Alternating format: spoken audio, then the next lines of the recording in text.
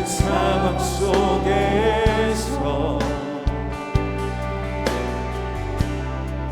주를 찬양할지라.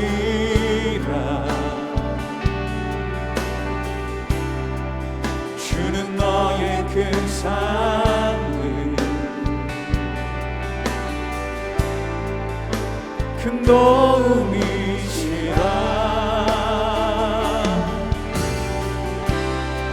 주의 얼굴 구할 때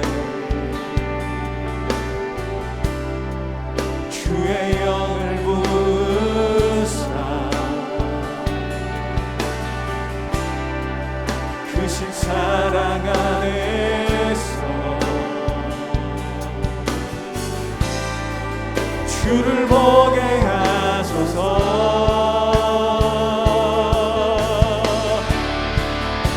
내 영혼이 확정되고 영혼이 확정되고 확정되었사오니 믿음에 눈들어 주를 바라봅니다. 내 영혼이 확정되고 확정되었사오니 믿음에 눈들어 주를 바라봅니다. 또한 가지 얼마가 꺾이었는데 돌 감람나무인 내가 그들 중에 접붙임이 되어 참 감람나무 뿌리의 진액을 함께 받는 자가 되었은즉 그 가지들을 향하여 자랑하지 말라. 자랑할지라도 내가 뿌리를 보존하는 것이 아니요 뿌리가 너를 보존하는 것이니라. 그러면 내 말이 가지들이 꺾인 것은 나로 접붙임을 받게 하려 함이라 하리니 옳도다. 그들은 믿지 아니함으로 꺾이고 너는 믿음으로 섰느니라. 높은 마음을 품지 말고 도리어 두려워하라. 하나님이 원 가지들도 아끼지 아니하셨은즉 너도 아끼지 아니하시리라. 그러므로 하나님의 인자하심과 준엄하심을 보라. 넘어지는 자들에게는 준엄하심이 있으니 너희가 만일 하나님의 인자하심에 머물러 있으면 그 인자가 너희에게 있으리라. 그렇지 않으면 너도 찍히는 바 되리라. 그들도 믿지 아니하는데 머무르지 아니하면 접붙임을 받으리니 이는 그들을 접붙이실 능력이 하나님께 있습니다. 내가 원 돌 감람나무에서 찍힘을 받고 본성을 거슬러 좋은 감람나무에 접붙임을 받았으니 원 가지인 이 사람들이야 얼마나 더 자기 감람나무에 접붙이심을 받으리야. 형제들아, 너희가 스스로 지혜 있다 하면서 이 신비를 너희가 모르기를 내가 원하지 아니하노니 이 신비는 이방인의 충만한 수가 들어오기까지 이스라엘의 덜어는 우둔하게 된 것이라. 그리하여 온 이스라엘이 구원을 받으리라. 기록된 바 구원자가 시온에서 오사 야곱에게서 경건하지 않은 것을 돌이키시겠고 내가 그들의 죄를 없이 할 때 그들에게 이루어질 내 언약이 이것이라 함과 같으니라. 복음으로 하면 그들이 너희로 말미암아 원수된 자요 택하심으로 하면 조상들로 말미암아 사랑을 입은 자라.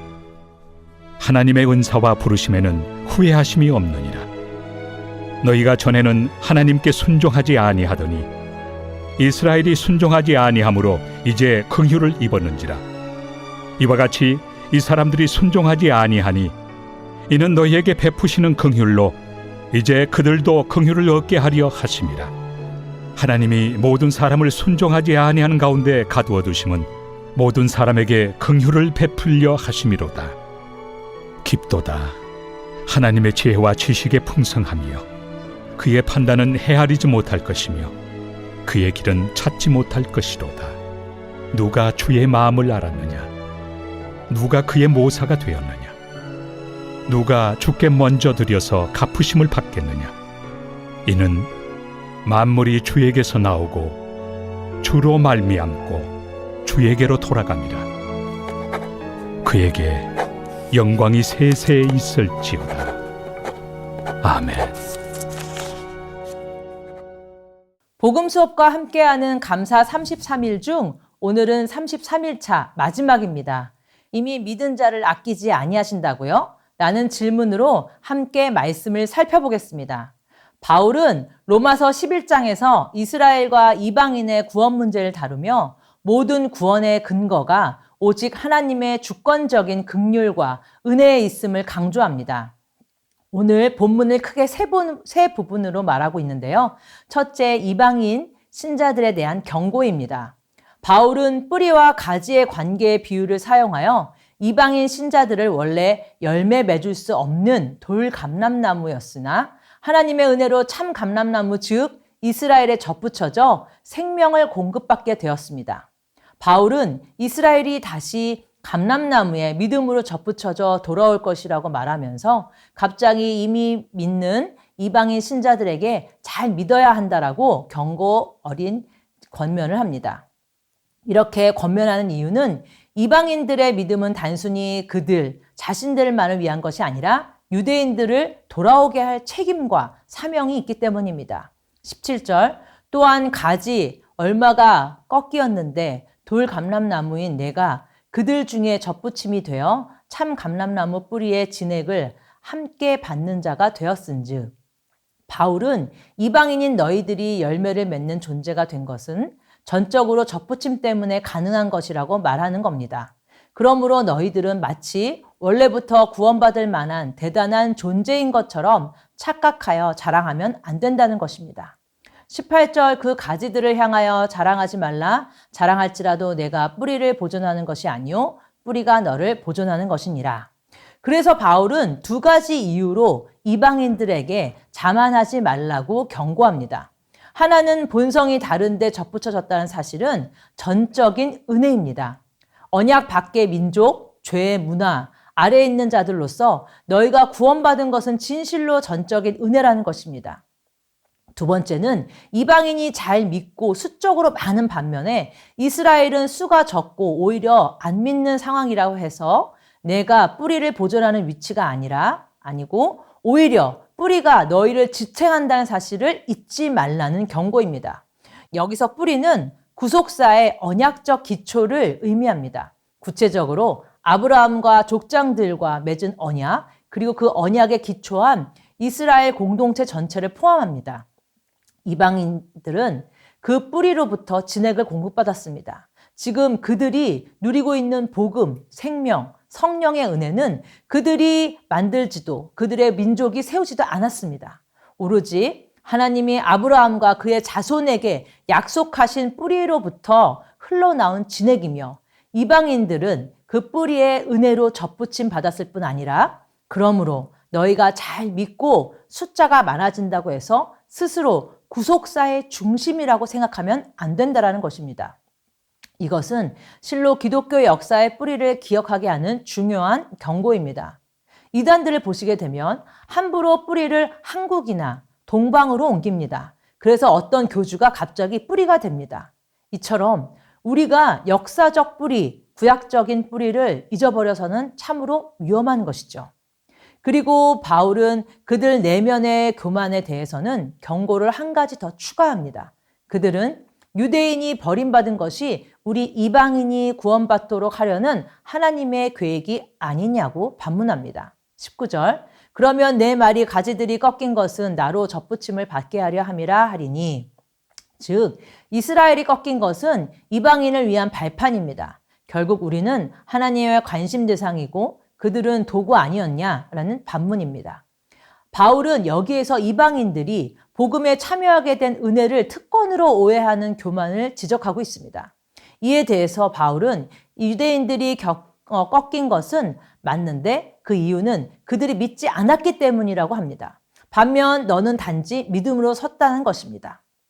20절 옳도다 그들은 믿지 아니함으로 꺾이고 너는 믿음으로 섰느니라. 높은 마음을 품지 말고 도리어 두려워하라.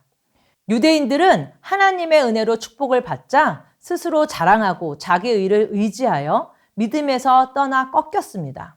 너희도 그들처럼 높은 마음을 품으면 꺾일 수 있다는 것이죠.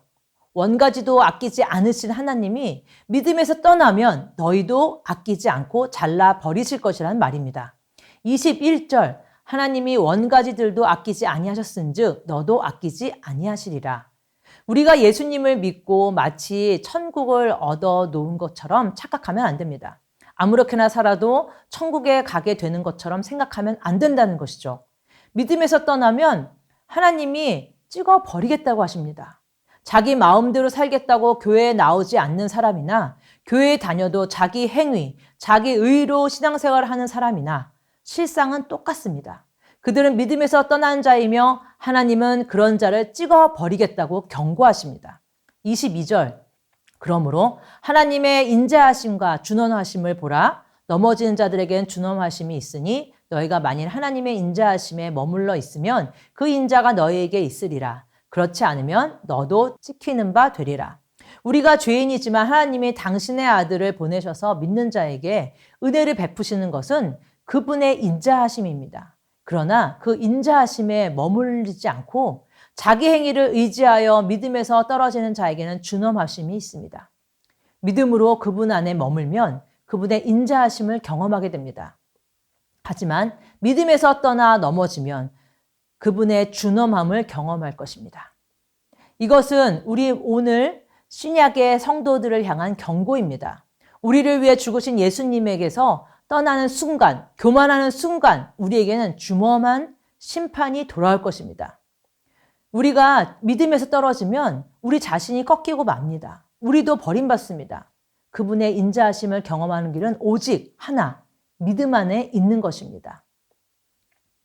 우리가 예수님을 잘 믿는 것, 그 믿음 안에 거하는 일이 얼마나 큰 축복인지 기억해야 됩니다. 이 악한 시대를 이기고 가정을 지키고 또 자녀를 지키는 길은 오직 믿음, 오직 은혜입니다. 이 믿음을 소중히 여기고 끝까지 예수님 안에 머물러야 합니다. 둘째, 이스라엘의 구원은 하나님의 신비와 섭리라는 것입니다. 이제 다시 바울은 이스라엘의 구원 문제로 돌아옵니다. 바울은 하나님이 이스라엘을 구원하시는 지혜를 신비라고 표현합니다. 신비란 인간의 이성으로는 알 수 없지만 하나님이 계시로 밝히신 구속사적 비밀을 의미합니다. 그것은 이방인의 충만한 수가 구원받기 때문에 이스라엘의 일부가 우둔해졌다는 것입니다. 그래서 온 이스라엘의 구원을 받게 하셨다는 것이죠. 바울이 앞서 여러 번 언급했던 것처럼 이방인들이 예수님을 믿는 것을 보고 이스라엘들이 시기하여 돌아오는 방식으로 온 이스라엘이 구원을 받을 것이라는 또 다른 의미를 나타내는 표현입니다. 여기서 신비는 바로 그러한 하나님의 섭리를 말합니다. 바울은 여기서 온 이스라엘이 구원받는다고 하는데 이것이 이스라엘의 민족적인 회개를 가르치지는 아니면 육적 이스라엘들이 돌아온 총수를 말하는지 아니면 또 유대인과 이방인들을 합한 영적인 온 이스라엘 말하는지는 논란이 참 많습니다. 다만 바울은 로마서 9장 6절에 이스라엘에게서 난 그들이 다 이스라엘이 아니오 라고 한 바가 있어 하나님의 백성은 약속의 자손이며 선택받은 자손이어야 함을 말한 바 있습니다. 그러므로 이것이 민족적 혈통으로 이어진 이스라엘의 집단적 회심을 가리킨다는 것은 모순이 됩니다.